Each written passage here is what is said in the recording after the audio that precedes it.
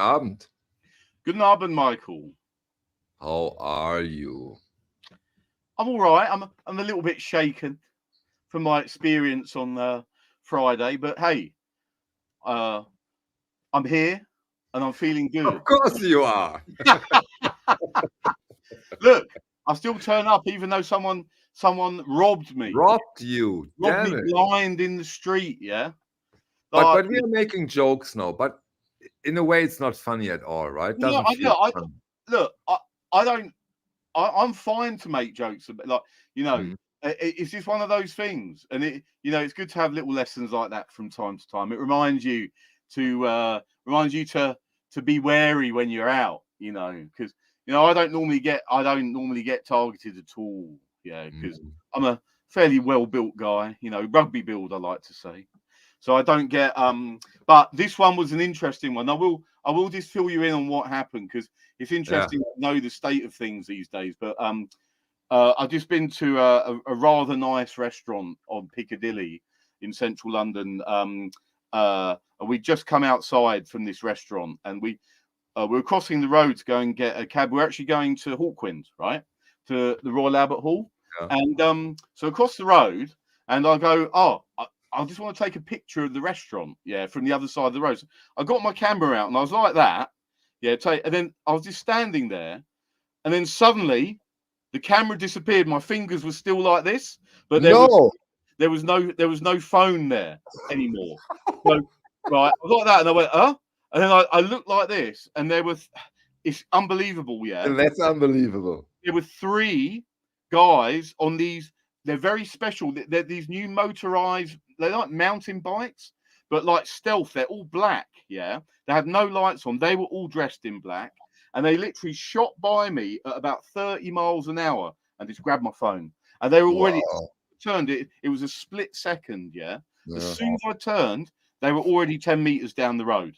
They've gone basically, and I was Yeah. like, what? And this is the thing. There's these new bikes. This is happening a lot in London now. They're literally going around like gangs and targeting people. It's a business. So yeah. So I was phoneless, and I mean, I don't know how the phone's got all the biometrics on it. So I don't know what they're going to do. I guess they could probably blank it, but even if they got into it, all they'd be presented with is about 13,000 pictures of vinyl records. I mean, what are you I going to hope you uploaded them all. Damn it. Damn it. Damn I it. mean, if someone from the OBC got that, they'd probably like it. Go, yeah, this is a useful phone. It's got all these pictures. You Then, think the black guys have been let's think Fabio, Liam, and Dr. Winston he'll Obuli. know about this. He's Liverpool. He's Scousler. He'll know about this. Oh my They're God, mastered up there. that's so not funny. Oh my God. It's quite Oh my funny. God. Yeah. But anyway, yeah. So look, for me, the worst thing about it is the amount of time afterwards. So like yesterday, I had to spend, it's like 3 hours worth of time doing the police stuff, because you got to get a crime number so you can do insurance. So it's just it's the bureaucracy that then follows from that event, which Yeah, pisses me off. So like today, I was on the phone for 2 hours to the phone company just to get it all sorted out. I'm getting a new, I'm going to treat myself now. of course. I'm going to treat myself to a very nice phone, because I deserve it after that. You deserve it absolutely, Off and the anxiety it caused if me. not now, when? So anyway, yeah. So I've got a new phone coming on Tuesday, so that's good. I'm using my old one now, but I'm finding There's no fun in using the old phone. It's a backward step in a big way. Well, it's all right, but it's not. I just need. I'm going no. Right. I get that. I get that. So there we But go. those man's toys, you need it. But it's essential to people like ourselves, isn't it? Because we're, I love, sending pictures to people of record covers and the whole thing. And the phone is a critical part of the whole process. So yeah. So I've got a good one coming. It should be great when I start getting some more photos up. Yeah. So, yeah. Let's get into the positive stuff. Mm-hmm. We have a new VC channel, Dave. Who started? Who started the VC channel? Go on. I think him. The vinyl Dreamscape. Oh, And he has a very good taste in music. Very interesting stuff. yeah. I can recommend this. Okay. Okay. Just That wanted to mention that. sounds good. It Sounds is. good. So yeah, we got. Hold on. Yeah, Daniel, beer will help, and I'm gonna because I remembered I didn't do it last week, but I do. I'm gonna just show you the beer that I'm treating myself this evening. It's been a day of treats. New phone, new beer. Yeah. So we've got we've got a Verdant from Falmouth collaboration with Beak, who are from Brighton. It's called Passing Thoughts, and it's a lovely typical modern craft style IPA. It's 6.5%, so maybe not so strong, not that strong. not so strong, but for people. Why does your beer always look like a comic book? They like it's kind of some of the styles of the graphics. I'm having it in a branded Verdant glass. Looks way better. Make that glass is cool. Look at the color of that beer. Yeah, Look nice. how thick it is. This is like the real. Us English, we don't have to come to Oktoberfest anymore. Yeah, we've got it going on here with these guys. It's thanks, Michael. You do a great job over there. But hey, with breweries like this, we're in a good shape at the moment. So. You are, but next week. I'm at the Paradise of Beer. I'm in Belgium. Ah, well, Belgian beer is very strong. Belgian beer is. It's great, Dave. Really, is it Delirium? There's some amazing ones, and I like all that the Trappist ones, the ones that are sort of brewed by monks. Yeah, I mean that's serious spiritual beer we've got going on there. So, So what are you going to be doing, Michael, over in Belgium? You're going to be aside from drinking beer. Aside from drinking beer and eating, I will do a lot of walk with the boys. Cool. So it's that's their time. It's so nice to see. I haven't been at holidays for 18 months now, right. and I need those 4 days, and it's so beautiful. I can't wait when we are the very first time at the beginning of the holidays when we reach the beach, we unleash the boys, and then they run to the beach and they jump in circles. They go totally insane when they first time are at they love it. That sounds like it's going to be wonderful. It is. Yeah, that's really, really cool. Really cool. So I can't wait for it. A well-deserved break. Yeah. Yeah, I need it. You need to just take it easy for a bit, and I bet sounds wonderful. Let's hope. It will be, I'm sure. Nice. Records. Yeah. So we're going to, as always, how I like to roll when we do this, and I'm going to be. There's like kind of 2 sections to this evening. Yeah, we got the first section, which I'm going to be looking at reggae. Yeah, we're doing reggae. I'm in reggae mood for some reason now, so we're going to be doing like half an hour or whatever on reggae. Looking at some nice records, some early stuff, some a little bit later things as well, important artists. Looking at a bit of the history, me looking at the history, and then I'm going to do a second section, which is going to be really interesting. That's a little bit, sort of off the back of the great stream you did yesterday with John Darko. Cool. That's great. I really enjoyed that and sort of listening, chatting, and hearing what John had to say. It got me inspired because we had a, very, very similar path. It was kind of what he was talking about was a bit of a mirror of me. And I was I was under the same impression, and your contributions, of course, in the chat have been amazing. So it sort of resonated with me a lot. So I'm doing the section I'm going to do is going to be really specific, and it's actually Aphex Twin non-ambient works 1991 to 1992. Yeah. Okay. With the second section. Can't wait for it. Anyway, I was going to start this with so I'm going to start with reggae, yeah, and I'm going to start with Island Records. I'm specifically looking. I will be in Van Duine, near Knocke. Just want to ask where I'm at in Yeah, Berlin. go on. Sorry. Go on. Yeah, I mean, we now know where you're going to be, Michael. Venduine. All your fans are going to descend there, try and get your signature. No, that won't be necessary There'll be though. paparazzi outside your hotel room. Yeah. Dream Trying on. to take pictures of you. Dream on.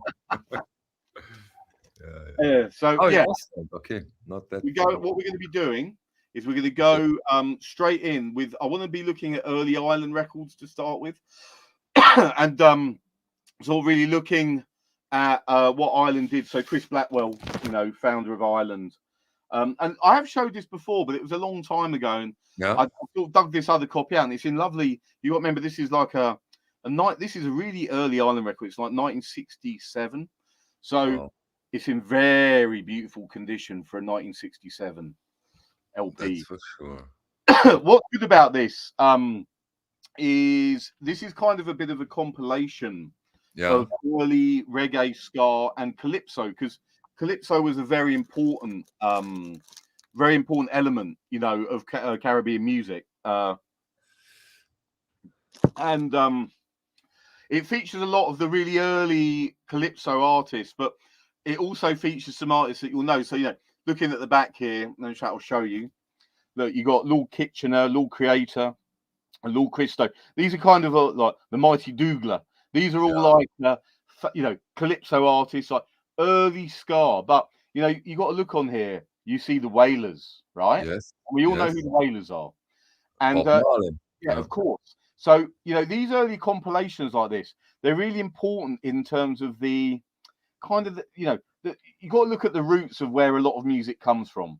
And this can you compare this compilation to the very early Warp compilations in a way? Well, in a funny sort of way. See what Chris Blackwell did, because he was in Jamaica. Yeah. But he came back to the UK in about 1962, specifically to bring Jamaican music over to the UK, because there was already quite a big Jamaican community, Caribbean community over here, as they came over in the 50s on the Windrush. Yeah. So there was a bit, and particularly like in Notting Hill, and there was these big sort of communities of Caribbean people that came over and settled here, and he wanted to bring that music that he loved and bring it over here. And obviously that was the start of something big, because where these small beginnings of these early albums and compilations, there were obviously other labels at the time putting out ska, but I think Chris Blackwell and Ireland, and this is the roots of Island Records as well. This is how it started. He was okay. But let's get a bit nerdy here, if possible. What is the difference between ska and reggae? Ska is like I'm going to talk a bit about this with the other genres, so I'm going to cover some other things as well. But ska was very much, it's kind of like a subgenre of reggae, but it's got that very fast kind of beat, and very fast guitar work. It's an early form of reggae. Yeah, it's called reggae, but ska is the particular term for that. But the specials are also ska, right? Yeah. So we got to look to the later 70s with it was called the ska revival that happened in the UK specifically.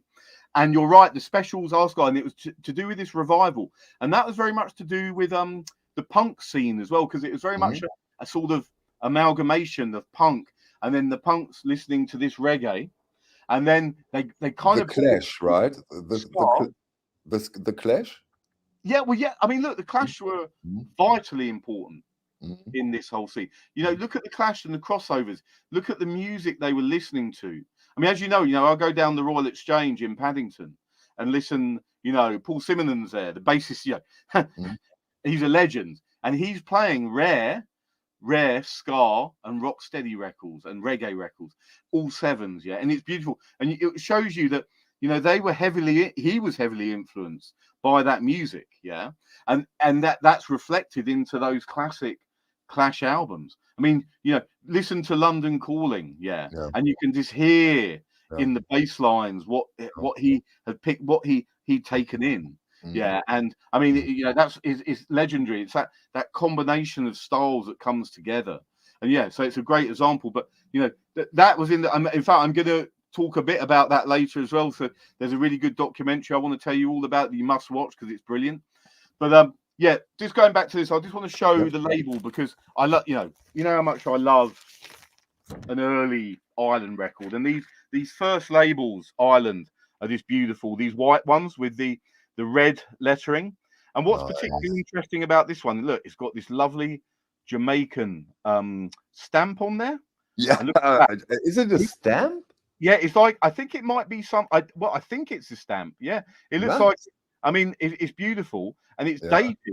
It's actually got a date on there, 8th of September, 1969. Yeah, and look at that stamped on. It might be something to do with an import tax. Maybe that was the way. Okay, like the stampers we know from the press record. Looking at it, it looks like a normal stamp, but I think that's probably what that is to do with. Yeah. Okay.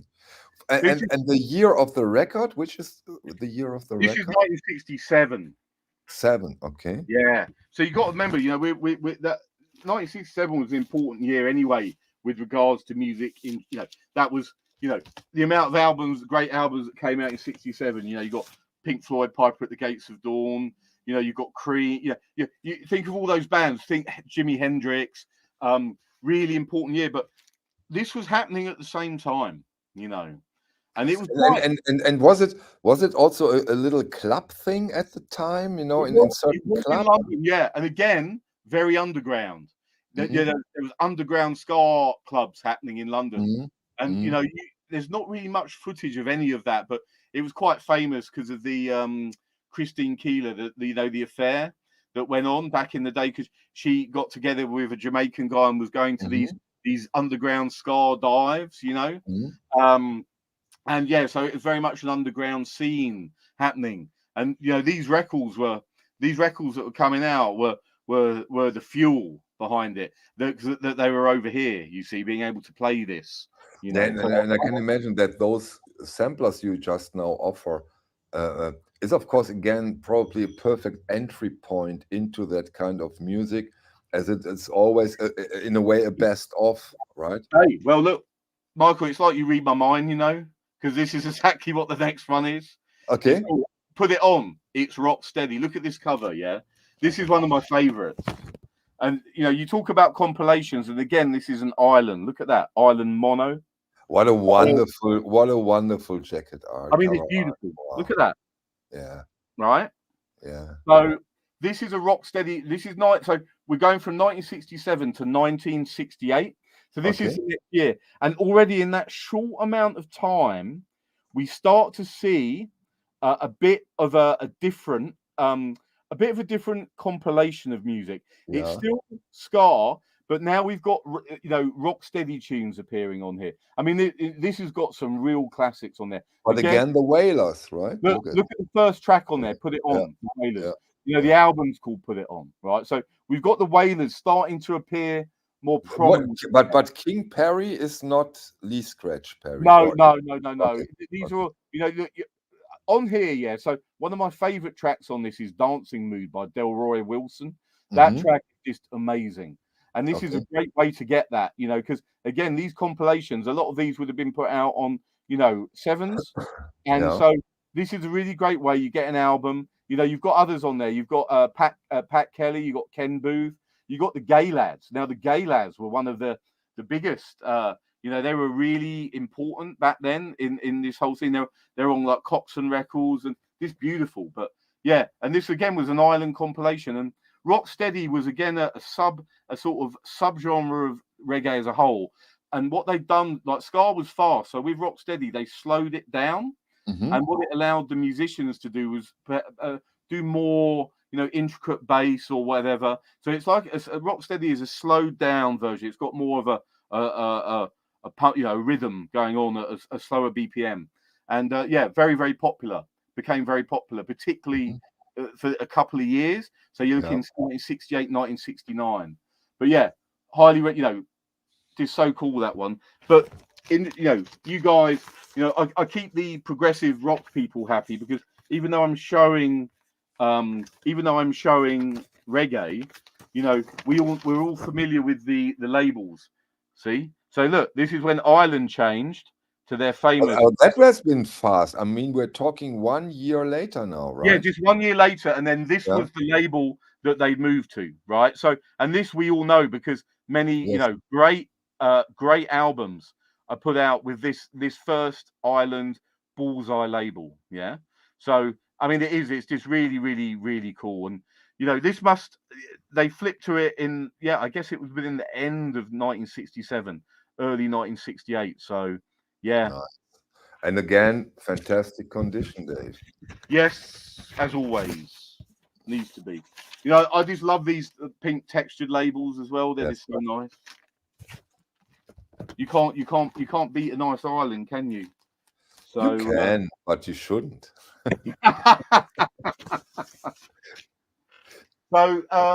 yeah. Moving on again, I've got another one I'm going to show, and again, this is a very important artist, Derek Morgan. Derek Morgan and his friends. Yeah. And again, a beautiful cover. So cool with the look at those. See? Damn it. It's amazing, isn't it? The artwork's No, really strong. come again, please. The artwork's really, really Yeah, strong on these absolutely. albums, you Yeah. know. Yeah. I like this one. I love looking at the backs of these because you can get these catalog pictures, Yes. so you can see other albums there. You know, and by this time, you know, Ireland there was starting to develop a bit of a catalog going You on. see, Dr. Kitsch is on it right now. See Exactly, the one yes. you. Yeah. So we're moving forward, and you can see that there. So we're Yeah. starting to get a bit of a picture of what they're putting out. And they did put out soul as well. It's important to point out that soul music was also put out. Where is Nadine when we need her? I know she should be here, and she could probably Yes. fill us in on some great soul titles. But you know, the focus initially was the whole calypso, ska, reggae, and then they introduced soul, and then there was R&B. So things were expanding, and then obviously we have the folk, we have the rock, and that's, you know, the label became huge. So, but I never like to forget the roots of something and where it comes from, and we've always got to remember where Ireland came from, and it's this, yeah. Dave, one question. Maybe you know, maybe you don't. Go on. Have those editions seen any reissues lately? Do you know? Again, they probably have. I couldn't tell you off the top of my head because you know me. I'm always going for the. Yeah, there is an OG behind your name. I know. For a reason, and that's the reason. But it doesn't mean I don't like a reissue. It doesn't mean that. But I don't. You know, I wouldn't be surprised if many of these have had a reissue at some point because they're really great albums. So I mean, it wouldn't surprise me. And again, just showing this Derek Harriott, yeah. Look, again, we've got the same. Again, this is 1968. This album, so we've got that same beautiful pink island with the bullseye. So there you are. Great compilation, that one. So again, so just so I would love to know that, and that I didn't understand something wrong. The guy who did this first sampler, he brought this music from Jamaica to Great Britain in a way? Yes, he did, yeah. Cool. Yeah, he was instrumental in that, doing that, and you know, and opening it up to a wider audience. You know, I love that comment.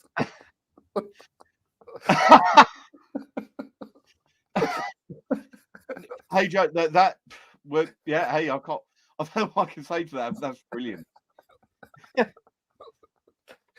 They might try and look me up on the phone. They'll see all the pictures of all these records. Go, we got to go around this guy. This is just an Aladdin's cave. You know? So I can't. While I'm on the theme, so I've done some islands there, but I want to point out another very, very important label. Yeah. So it's Palmer Records. Yeah. Palmer. Okay. Now Palmer were a British label. Yeah. Set up by Cole Palmer, and part of the Palmer brothers with Harry and Jeff, and they put out again in the UK. Now this is again very old. This is 1969, yeah, and this is a very early, very rare, by the way, very rare reggae compilation. I love this. I'll just show you the front again because it's got a great cover. Look at that with look, various artists, and look at that with the donkey. Yeah, You great. know what I have to look at? Sorry, but this may be in professional malfunction, but I see great album, fantastic value. Yeah, no, look, Michael, I was literally just going to talk about this. Look at that. Look at that. Look at the strap line, the advertising going on. It's amazing, isn't it? Look, they're telling you this is a great album and it's fantastic. Fantastic value. And of course, they put it above the female and not the donkey. It's all done. Look at the back. Look again. Look, reiterated on the back. Wait a second, please. Reggae. Yeah. Great album. Fantastic value. So that's so sweet. It is a very important label, Palmer. They had, they were along with Trojan. I would say they're probably, Palmer and Trojan were the two most important labels over here in the UK. You had Cotton as well, but really, for the amount of, literally the amount of material they put out as well, like really, really super. Mm-hmm. And again, some very, very good artists as well. Yeah. So, Palmer, are we talking copies out of your personal collection, meaning spares, or did you get them over time? You're wondering whether they're going to appear. Yeah. Well, what I'll tell you is just to keep people, dangling the carrot, right, as I like to do. Some of these will appear in the shop this week. Okay. Right? Yeah. Maybe not every single one, but some of the ones I show that I'm really enthusiastic about, you will see them. Yeah. So, here we go. Yeah, Andy, I did get robbed. Yeah, you can follow it up. I'll fill you in. Well, yeah, Thomas is right. Blue Beat as well. In fact, Thomas, I've got a lovely story to tell you about Blue Beat. Yeah, and about Prince Buster. And I think I might have said it before, but you might not have heard it. And that's going to be something I'm going to go on to. But cool. Going back to this, so Palmer, they had lots of sub labels, and as you can see, the label, although Palmer is the main label, this is on a label called Economy, Michael. Mm-hmm. So again, look, they're reinforcing the fantastic value.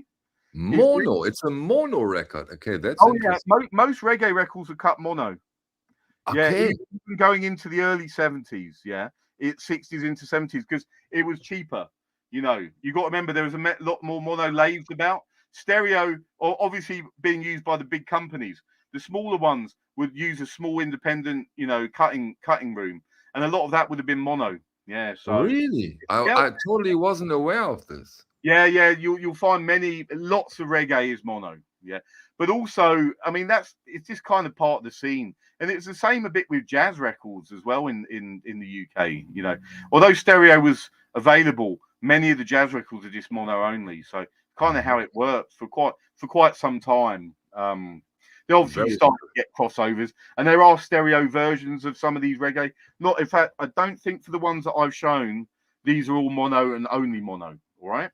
Okay. So, but yeah, I mean, this Palmer label, they had a lot of sub labels as well. Like I said, this one's particularly rare. There's none of the. You can't get this on Discogs. There's no copies available. So this to show. I like to show covers where you can't get the LP, but what I'll say, Palmer had a load of sub labels. They had like what were they called? There's one called Crab. There's one called Gas. Yeah, and they compilations. They even set up labels specifically for artists. So they had a label called Camel. They had a label called Unity, and one called Punch, which was for Lee Scratch Perry. And they just did this, and they literally they were prolific with the amount of records they put out. So very important label, yeah. Nice. And I've got quite a few, so I'm going to do some stuff with those, yeah. So this one you're going to see, all right? Okay, cool. Were the tracks recorded in the UK or in the Caribbean on the Palmer album? That's a good question, Steve. Now, what I would suggest to you, just by looking at the record, I would say, Bullets one as well. Yep. Thomas is filling in the blanks today, isn't he? I would say these were cut this wasn't cut in Jamaica. This was cut in the UK. You can tell by the characteristics of the disc. This is a UK cut disc, because the Jamaican pressings, Not that because I love the covers, I love all the silkscreen thing, but they're not the best, right? Anyway, that goes for like the Cops. But probably very, very high when it comes to the collectibility, right? Oh yeah, massively. Yeah, they're massively collectible, massively valuable. But yeah, these would have been. I'd imagine what would have happened. The tapes would have been sent over to the UK and cut here. So that for sure, the lacquers for this would have been cut in the UK. Yeah. So what have I got? Yeah. This is I'm gonna go into quickly while we're on this subject and talking about Blue Beat. Prince Buster. Now again, I've talked about Prince Buster before. We have seen this. I remember. Yes, exactly. And, he is one of the most important, I would say, artists for this music, because he was literally one of the he was the innovator, and he created such a musical legacy. Really at the start, and everything ska and reggae kind of came off the back of him. It's so important in this whole scene.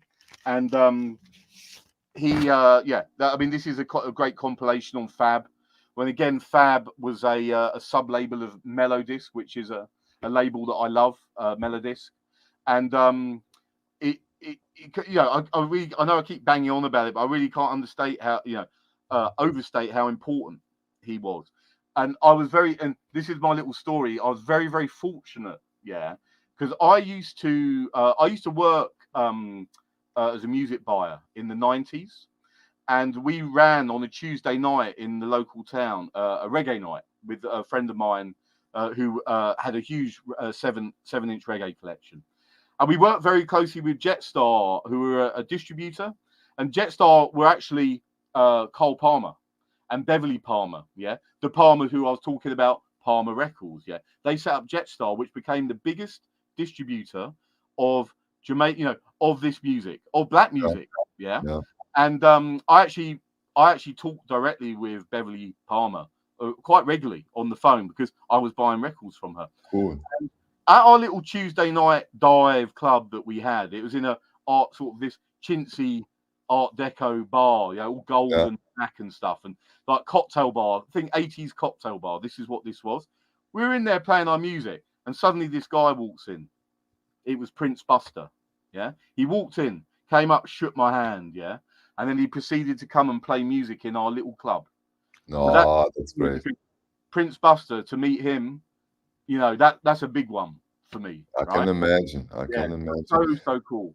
So Monch has a question regarding that record, Dave. No, there's lots of again, this is something interesting. I'll do this a bit more general. There are a lot of versions. There's a one with a yellow cover, which is considered the first, but there's lots of versions of that. There's the blue cover. Many of them were released in the same year. With Jamaican records, there were a lot of pressing versions, and it's quite important. At the end of the day, what I like to do is, if you get one that's clean and it sounds great, happy days, if you want to try and search out what's considered to be the very first version, and don't always trust Discogs, by the way, right? Don't always trust Discogs. Some, I'd say mostly right, but when you've got so many versions, it's difficult to know. If you get a nice clean one that you're happy with and it connects with you, that's all you need. All right. So you get the yellow and the blue covers for this one. So the yellow. This is considered a reissue. This one, but it's in fantastic condition. So I love that. But same year, same metal parts. Same metal parts, everything. Same year, same metal parts. So it's cool. And I wanted, in fact, just while I'm on the theme of Prince Buster, this is the thing where I want to talk about the UK ska revival, because this happened in the late 70s, and I know we just touched on it earlier, but you've got to look at this, because very much Prince Buster was very important with this whole ska revival, right? And bands like Madness, One Step Beyond. Now, Madness were part of this beat scene that happened, this ska revival scene, the two-tone scene. And it's interesting, because the two-tone label which basically started. It came out of Coventry, right? And in fact, look, there you go. Look at Liam. Liam, yes. Liam, scripting me. You're scripting me. Liam No, ChatGPT. no. So look, you know, the Godfather. You know, he was seen as a Godfather. You know, Madness's first single was basically 2 cover versions of Prince Buster tunes. Yeah. Then when they went on to Stiff Records, yeah. I mean, that Madness named themselves after a Prince Buster tune. And look, this album, One Step Beyond. Look, it's all Prince Buster. This is where they came from. They were taking this style and then rejuvenating it in the late 70s for a whole new audience. And this is what I wanted to say. You must watch it. There's a really great documentary, called Dance Craze, which is on. You can get it on Amazon. Yeah, I've got it. I've got the British Film Institute player, so I get it as part of my subscription. But you really must watch it because it was done in 1981, and it perfectly encapsulates this entire scene that was going on in the clubs. And you watch it and you think, damn, I wish I was there. It looks amazing. Yeah. The music. So you've got, you know, the Selector, the Specials. You got man, they look like kids in this video. Yeah. You go, I can't believe how old they are. You know, you watch it, you know, you think of Suggs and stuff. You watch it and you go, what? You know, this is not, you know, they're capturing them in the late 70s. So I strongly recommend to everybody. And don't forget, Dave, how huge Madness has been, at least here in Europe. Massive. You know, the house. You know what I like? You know, I love to link all of this stuff. This is part of what we do. So this is, you know, you see the theme of things, and then you can see the picture of how it rolls, and there you go. You see, that's how we get to Madness, eh? And I think the Specials are still active. I think a couple of years ago they gave a concert here in Düsseldorf. Well, yeah, I mean, obviously with that, with the Special, we had the Deaf, didn't we? With Tony Hawk, Tony. Yeah, so you know, but the Specials have always. Yeah, you have seen Hawkwind on Friday, so it's also not the not the same crew, right? Now I'm gonna keep rolling with this. Oh, I love that question. I love that question. How does Drum VC? I've got to say, yeah. So UB40 again, a very important band, Birmingham based. Yeah, again, obviously passionate about this style of music. I love their very early records, and particularly UB40 and Dub. UB40 and Dub is brilliant. Yeah, I've got like 3 copies of it dotted around this because I like to have one to hand because it's one of the albums me and my friends used to listen to a lot. And the UB40 is so important as well. And you know, over here in the UK, we have a really big connection with this style of music. You know, it's good. You know, it's just like a melting pot. It's all the influences coming together. And UB40 again are a great example of that, right? And while I'm talking about UB40 and Dub, yeah, I want to talk about another person actually that's very important to me, right? In terms of this sort of music, yeah. So we're talking about the Scientist, yeah. Or no, just not even the Scientist. I call him the Scientist, but Scientist. Now he was a super important producer, yeah. Super important producer. He was he worked with King Tubby, yeah, early on, yeah. And King Tubby was again, you could pretty much tie King Tubby with the emergence of dub music. So dub being what they did is they would take reggae tunes, remix them. They would take the vocals out, and they would do more focus on the rhythm section of it, the drums and the bass, and then they would add effects, so like outboard effects like reverb and delay. So they created, you know, more sort of a soundscape, you know, with these rhythms, as they're called. Yeah. So, and this Scientist was one of the masters of this, and you know, schooled by our friend here, King Tubby. And I'll just show this record because this is bloody rare. I'm not selling this, by the way. This is the original King Tubby meets Rockers Uptown with Augustus Pablo. And I'm not. I'll just show it quick, but you're not going to get your hands on this, I'm afraid, because I like it too much. Okay, nice. Anyway, is it a silk screen jacket? Silk screen jacket or not? That's not a silk screen, but it looked a bit like it. It does look like it. It's just very. It's like a monochrome. It's Jamaican print. Yeah, that's a Jamaican copy. So it's got that Nice. kind of simple printing style going on, which I love. And that's what we love about all those Mm. covers. That's what we love about the silk screens. They're very, very, close. Yeah. So, oh, millions. Yeah, that Rock Like This, brilliant. It's a stunning album. Yeah, really stunning. But yeah, just going back. So scientists did a go on, Michael. What year are we talking about when it comes to the scientist or the 1981. So we've jumped. 81? Okay, we're Yeah, in 81 now. Okay, so thank we've jumped forward quite a lot, you. Hmm. right? So you go through, you go the ska, then you've got the rock steady, then you have roots as well, root style, yeah, which again is another that sort of going back to oh yeah, Daniel got a scientist, yeah, brilliant, brilliant. You know, his album covers are so individual. I love the cartoon style, and there's a whole series of these. He did what Scientist Meets the Space Invaders. This one, there's one called Rids the World of the Evil Vampires, and I'll Hmm. tell you something. The music on it is brilliant. He was a real producer, really excellent. So well, we'll pick it. They're on the Green Sleeves label. I'll just show you the label again. Distributed by Jetstar. And as again showing the link there. So think Palmer, think Jetstar, Greensleeves gets distributed by them, and they were putting out, they were putting out a ton of these Greensleeves records in the early '80s. Very Hmm. very popular, very very popular. So very Nice. cool. Yeah, we're hitting the reggae hard tonight, aren't we? We're hitting reggae. Lovely. It's a lovely topic. I love it. I've got one more I'm going to show. This is like kind of my last reggae album, but it's one that kind of sticks with me because they when I go down the Cow in Notting Hill, they like to, this is a tune like Police and Thieves by Junior Mervyn is a tune that they like to play in there. Okay. Yeah. And it kind of reminds me of being in there having a beer. So, this is really nice. This is the album, and it's, look, if you look there, it's a Not for sale. Preview copy. manufacturer's property, not Ah, for okay. sale. Yeah. Nice. And this is 1977, this album. And it's on Ireland. Look, it's got the original black inner, and it's got the super. I love this label. It's the Island Night and Day. So it's the blue label. So we go. If I get that in focus, this Here is we the go. day, and then this is the night. You The see, night. Okay. so it's called the day and night label.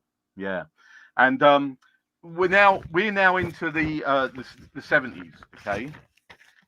We jumped to 81 with Scientists, but we're jumping back 4 years because there were a lot of albums being put out in the 70s, and this is more of the root style. Now, Yeah. root style was a different thing. It's a bit more sort of how should we say? Again, it's a subgenre, but it's more to do with the sort of African heritage. So we're talking about Rastafari, Black liberation, poverty. Yeah, the sort of themes are very different. They're So it about gets more political in a way very too. much, yeah, very much so. More themes on them, the poverty, the struggles, the religion, more religion. But this style is very, very important style in the reggae world, yeah. And so roots, and another good album. So we got that Congos album that the Bilbo one that I was showing. The originals like thousands. Again, the Congos were a very good example of real proper roots reggae, very, very, spiritual from the heart and about what Mm. Rastafari is about. And this is one that fits in there as well. It's great. So, yeah, there we go. That was my last album I wanted to show on the reggae side. Yeah, just because it's one that I love. Yeah, I'm not going Nice one. to keep this one for me because I need a copy of it to play every week. So, yes. Now I'm going to have a little drink of my beer, and then we're going to go on to our Drink. We take a break. You have been quite active. second our second topic of the evening, Michael, Okay. which is, as I've termed it, it's Aphex. Let's take this question as an intermediate between the break. Are you into South African music that inspired Paul Simon's Graceland? I do like hey Joe, I like African music. South Africa has got some great musicians, very important musicians, as do very other African countries. Have you heard of Fela Kuti, Dave? Well, as I said, Michael, I want to do a stream with you. I want to do a deep dive Fela Kuti stream, and that won't be for the faint-hearted at all. That's going to be hard, and it's going to be looking at all of his records, right? I think that will make a killer yeah, stream. Let's do this. So we'll do that. So obviously, Fela for me, very important. Collected for 25 years. Zamrock's huge. You're right, Dr. Winston there, right? There's some great, African music is very, very, it's very trendy as well. It's very desirable. The whole Afrobeat thing. It's become even more popular here in the UK and particularly in London. There's clubs going on, and it's big. And a lot of those records they command huge prices. I mean, I like the jazz side of things as well. Just thinking about artists, we've got Mulatu Estadke, and he was an Ethiopian jazz musician on using a vibraphone. And I'm actually going to go and see him. Going to go and see him at the Barbican in November. I've seen him at the Roundhouse in Camden. He's just brilliant, and his records are this. They're like, I like the term ghosts. His records are like ghosts. Yeah. I only know one person that's got one of the originals of his first album. And I'm still jealous. I still think about it almost daily. But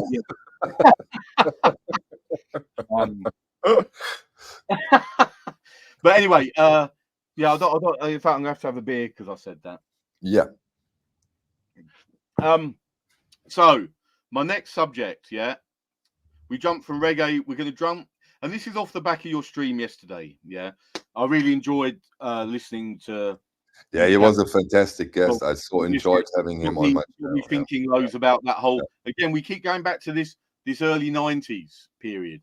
So 91 to like 95, whatever. We're talking this sort of phase and what was going on. And so what I'm covering is Aphex Twin non-ambient works, 1991 to 1992. And I'm going to show quite a few. Well, I've got a lovely little handful of 12 inches here. Nice. Start with Aphex Twin's very first record, which is on Mighty Force Records from 1991. So that's 32 years old. Yes. Can you believe that? By the way, it doesn't sound like it. Huh? Look, this record is 32 years old. Aphex Twin. And it's called Analog Bubble Bath. People term it's called Analog Bubble Bath Volume 1. Yeah. And, massively important record. First released by Aphex. The first release by Aphex Twin. It features Tom Middleton. This copy looks beautiful. Oh, yeah. Look. Wow. Oh, dear. Nice. Yeah. So, but it's a great record. I mean, the music on this is brilliant. Obviously, it's Aphex Twin. But there's one particular track I love on it, Ifraplothex, on it's the second track on side one, which is to think he put that out in 1991. It really doesn't sound like 1991. I don't know where he. I reckon he was beamed down by aliens. The guy, you can't be. You can't be. But I want to give credit to Tom Middleton. Actually, I say Tom Middleton. I should actually say Mark Pritchard. Now, John yesterday mentioned Reload. I'm a big fan of Global Communication, Reload, Mark Pritchard, Tom Middleton. But Mark Pritchard was kind of like, he was the producer. And he made some of the finest UK electronica music ever committed to vinyl, right? Their Evolution label was unbelievable, and I'll do something on that as well because I've got every single one of them. I actually met him. He came over to my apartment and in Notting Hill, and he spent the whole afternoon there and we were chatting. He signed all my records as well, signed them all, and we had a really great chat because I had all my classical there and then all this techno, and he goes, I think Dave, Dave, I think this is probably the only place in the world where you're going to sort of find Derek May or Cole Craig next to Bach sonatas and partitas, And so we had a great chat about it. But he's going, but he, it says Tom Middleton, but it was actually Mark Pritchard, right? Okay. So he was the guy. He was, Mark Pritchard was he did the Link Community EP, which is one of my favorite records ever. But yeah, First Aphex. Wow. Now, straight from First Aphex, we're going to go to Belgium label, by the way, the First Aphex. No, that's British.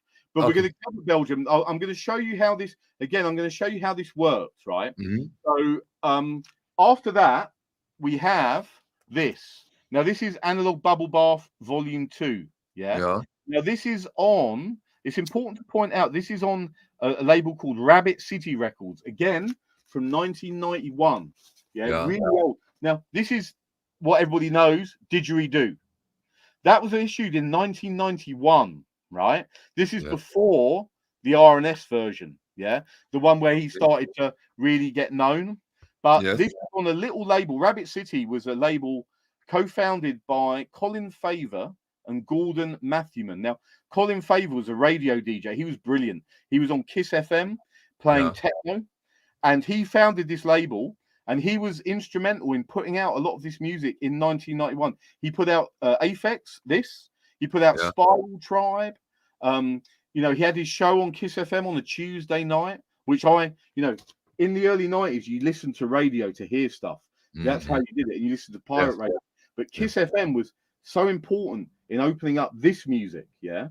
So, I mean, I bought this copy. Do you have any idea how many copies of those have been pressed at the time? I think about this was pressed to about 2000, I believe.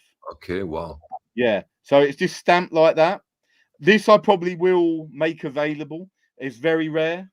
It's the first. It for sure is. This is the first proper version of Didgeridoo. Before the RNS one, came out a year later. Mm. I'll show you. See, we start to recognize things, right?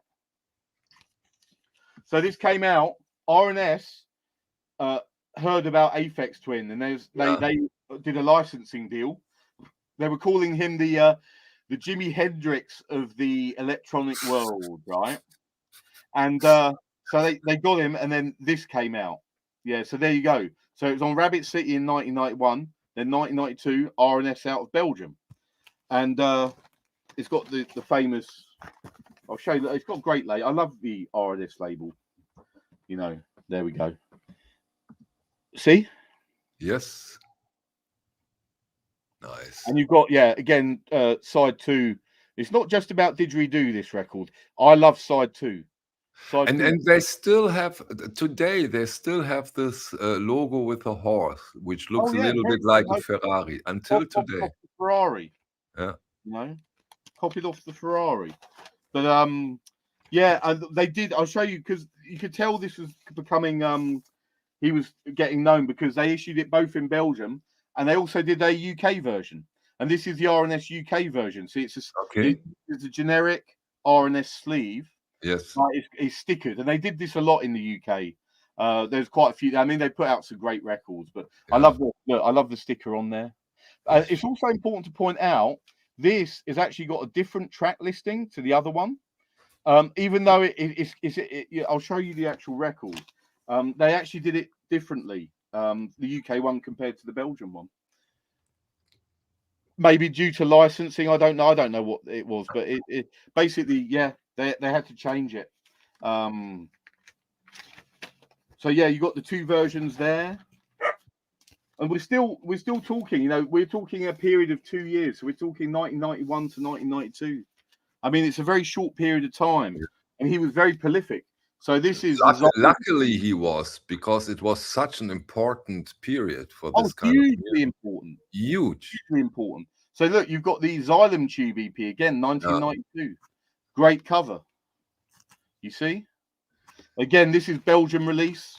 The Xylem Tube, I don't think they put out in the year. It's just Belgium only. But obviously, they were important by this time. It was Aphex was blowing up. So they were just importing them over. Yeah.